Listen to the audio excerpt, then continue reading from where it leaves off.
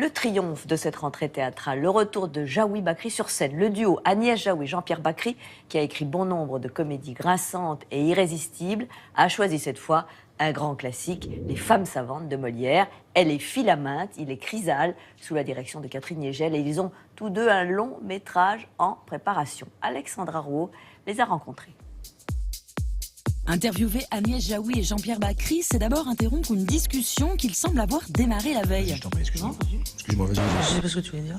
Bah qu'au début, on a soi-disant pensé à faire ça, un coup chacun, et que tout de suite, j'ai dit certainement pas. Je me rappelle même pas qu'on a pensé faire ça. C'est ce que tu m'as proposé, tu m'as dit on peut en faire un chacun.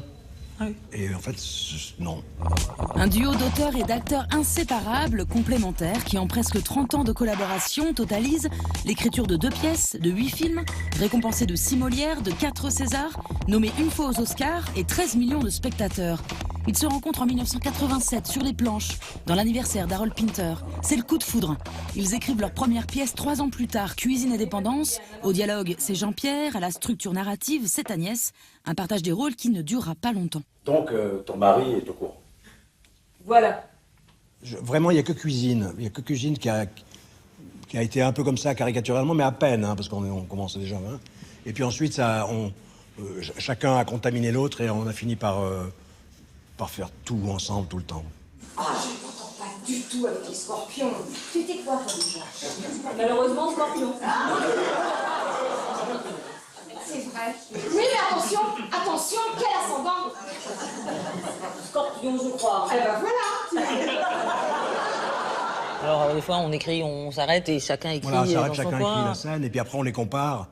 Et puis c'est ce que je dis toujours, on écrit, on compare les scènes, et on s'aperçoit que finalement, entre sa version et la mienne, il n'y a pas grande différence. Et pour cause, on travaille tellement sur le pourquoi, du comment, et qui doit dire quoi, à qui, à quel moment, que quand on écrit, ben, on sait tout ça, ce qui fait que...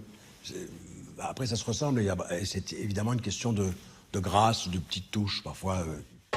Une grâce dans l'écrit théâtral d'abord, avec 2 pièces qu'ils adapteront plus tard au cinéma, puis 6 films. Et la recette reste la même, dépeindre nos travers avec un humour certain, en la jouant collectif. Quand on a écrit Cuisine et un air, on a écrit 6 rôles ou 5 rôles pour l'un et 6 pour l'autre, égaux.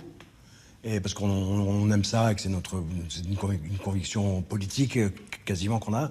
Et donc cet esprit de troupe, on a essayé de le conserver après. Enfin, même pas essayer, ça nous vient naturellement. Ou même pour les films, on a toujours écrit 5, 6, 7 rôles égaux parce que un acteur se sent jamais aussi bien que quand il a quelque chose à défendre.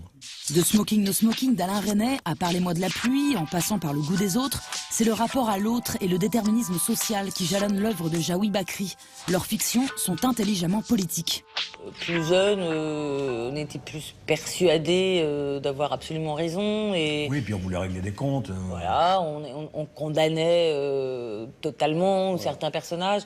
La vie, les aléas de la vie, les épreuves font que on a de plus en plus de doutes sur beaucoup de choses. Puis on est moins tranché, moins manichéen. Les films qui nous emballent, ce sont les films où les personnages se sont tous extrêmement bien défendus.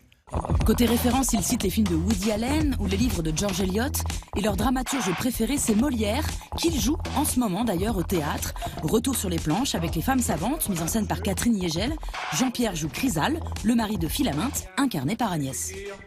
L'époux que je lui donne est monsieur. Et celui, moi, qu'en propre personne, je prétends qu'elle épouse, est monsieur. 2 époux, c'est trop pour la coutume.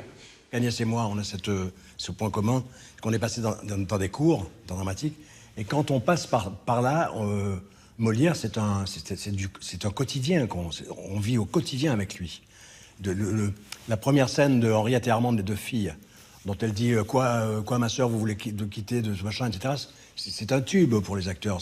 Tout le monde l'a appris par cœur, même sans le jouer. Je lève le masque et décharge ma rate.